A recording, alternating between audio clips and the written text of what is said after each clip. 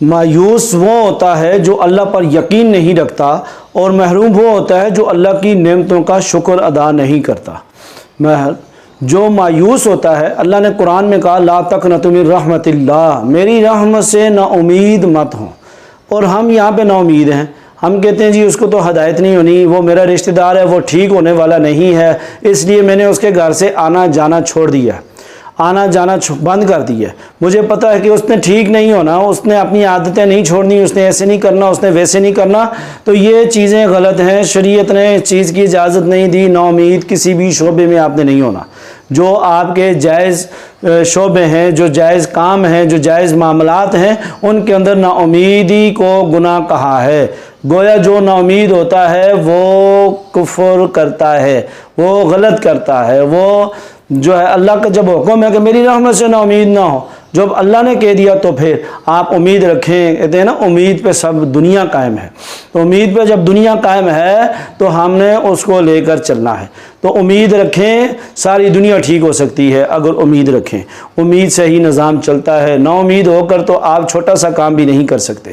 اس لیے امید رکھیں۔ اگر کوئی ایسے معاملات ہیں، لڑائی جھگڑے ہیں اور سلسلے ہیں، اور بہت ساری کاروبار میں تنگی ہے، گھر میں کھانے کو کچھ نہیں ہے، بیوی نافرمان ہے، بچے نافرمان ہیں، یا اور خامن نافرمان ہے، یا دنیا میں اور کوئی بہت ساری ایسی ٹینشنیں ہیں، اور رشتہ داروں سے لڑائی جھگڑا ہے، رشتہ دار عزت نہیں کرتے، اہمیت نہیں دیتے، اور بہت سارے معاملات ہیں، محلے والے کوئی گڑبڑ کر رہے ہیں، یعنی بہت سارے ایسے سلسلے پیدا ہوتے ہیں، تو شریعت نے کیا کہا ہے؟ نا امید نہیں ہونا، نا امید نہیں ہونا۔ قرآن کی آیت ہے لا تقنطوا من رحمت اللہ، بہت مشہور آیت ہے، یہ تو اکثر آپ نے سنی ہوگی۔ اس لیے نا امید مت ہوں، اور بالکل نا امید ہونے کا فائدہ نہیں ہے۔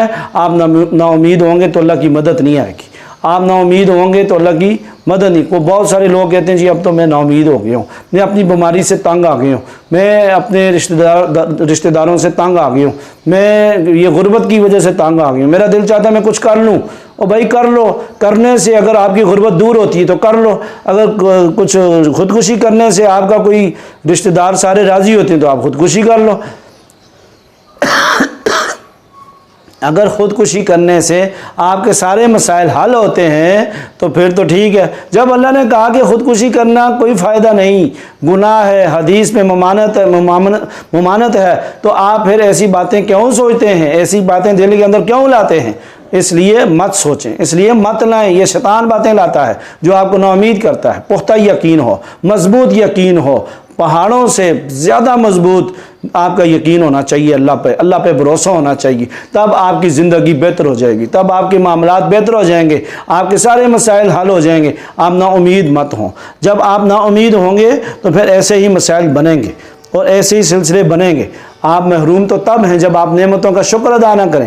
آپ کے پاس کم ہے، زیادہ ہے، آپ نعمتوں کا شکر ادا کریں، زیادہ سے زیادہ اللہ کا شکر ادا کریں، اور جب آپ اللہ کا شکر ادا کریں گے اللہ تعالیٰ نعمتوں کے اندر اور اضافہ فرمائیں گے، اور آپ کی یہ نا امیدی ختم ہو جائے گی۔ تھوڑا بھی دیا ہے اللہ کا شکر ادا کریں، ان تھوڑی نعمتوں پہ صبر شکر کریں، اور آپ انشاءاللہ جو آپ کے معاملات جو ہے رکے ہوئے ہیں، مسئلے بنے ہوئے ہیں، انشاءاللہ وہ بھی بہتر ہو جائیں گے۔ اللہ پہ پورا بھروسہ رکھیں۔ جو لوگ اللہ پہ اپنا بھروسہ رکھتے ہیں، اللہ پہ یقین رکھتے ہیں، اللہ پاک ان کا ساتھی ہوتا ہے، اللہ ان کا ساتھ دیتا ہے، اللہ ان کے سارے مسائل خود حل کرتا ہے۔ اس لیے اللہ پہ بھروسہ رکھیں۔ کسی کے ساتھ غلط کرنے کے بعد بھروسہ نہیں رکھنا کہ آپ غلط بھی کر رہے ہیں اور بھروسہ بھی رکھ رہے ہیں، غلط بھی کر رہے ہیں کہ میں نے صبر کیا، اور زیادتی بھی کر رہے ہیں میں نے صبر کیا، ظلم کر رہے ہیں میں نے صبر کیا، تو یہ چیزیں غلط ہیں۔ ان چیزوں سے آپ کا صبر کرنا، آپ کا اللہ سے امید لگانا، یہ غلط ہے۔ کسی کے ساتھ زیادتی نہیں کرنی، کسی کے ساتھ برا نہیں کرنا، اور اپنے کو اچھا سمجھ کے آپ نے یہ نہیں کہنا کہ میں تو اچھا ہوں وہ برا ہے، اور اس کی عزت ختم کر کے، اس کی عزت خراب کر کے، اس کو آپ بے عزت کر کے، اور اس کے بعد آپ اس کے ساتھ ظلم کر کے، زیادتی کر کے، آپ کو میں نے تو اللہ پہ امید لگائی ہوئی ہے جی اللہ خود فیصلہ کرے گا۔ اللہ نے فیصلہ اسی کے حق میں کرنا ہے جو انصاف پہ ہوگا، جس کا کوئی گناہ نہیں ہوگا، جس کی کوئی غلطی نہیں ہوگی، اس کے حق میں فیصلہ ہوگا۔ اللہ کی عدالت میں بے انصافی نہیں ہے، اس لیے ذہن نشین کریں۔ اگر آپ برا کر کے بھی آپ اگر کہتے ہیں نا کہ اللہ ہمارے حق میں فیصلہ کرے گا، تو یہ آپ کی غلط سوچ ہے، یہ غلط عقیدہ ہے، اور یہ نہایت ہی آپ غلط سوچ رہے ہیں۔ اس لیے ایسے معاملات سے بچیں اور دوسروں کو سکھ دیں، اپنی زندگی کو بھی سکھیا بنائیں۔